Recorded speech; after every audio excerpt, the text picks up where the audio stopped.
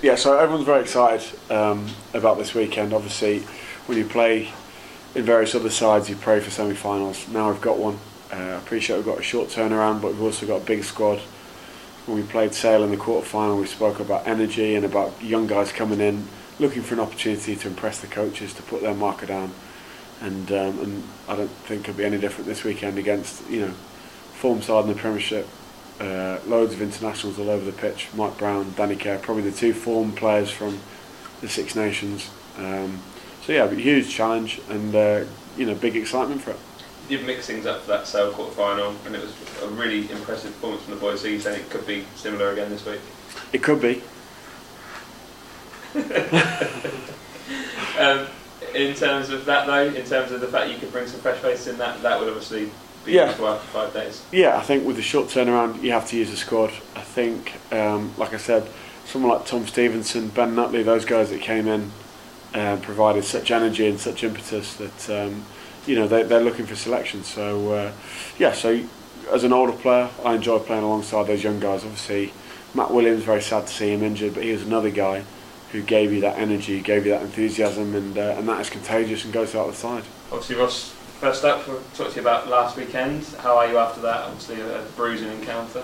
Yeah, it was tough. It was a game of two halves really, but we had a great start and we pushed on. We did everything we wanted to do in the first half, but then things happen and the game changes, and it all went to a little bit, away from script. But that's what's going to happen this time of year. Teams like London Irish haven't got much to lose.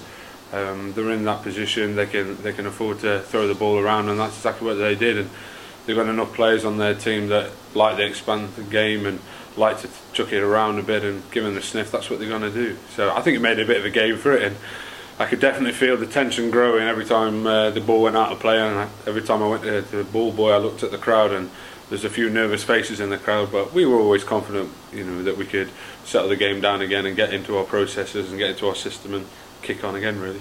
Obviously a real shame for the youngster who came on for you, Matt Williams. Just talk about him. I mean, obviously it's a real shame for him. Well, Matty's a real talent, and that's not me, blowing smoke up him. He is a real talent. And when he first came, he was a back rower, and he, when he said he was going to be trying to move to hooker, I took it as much as anybody, and Dylan and Mikey, that he saw a bit of a duty of care to give him an opportunity. And it's not about trying to knock somebody back and he was in your competition, who's trying to get your place. But the thing is, when you finish rugby, it's how people remember you as a person. So I've tried to help Matty out a lot, and he is a real talent. There's no question about that. Round the pitch, he's explosive, he's dynamic, he's powerful, and he can hurt people both in attack and defence. And he will come back stronger.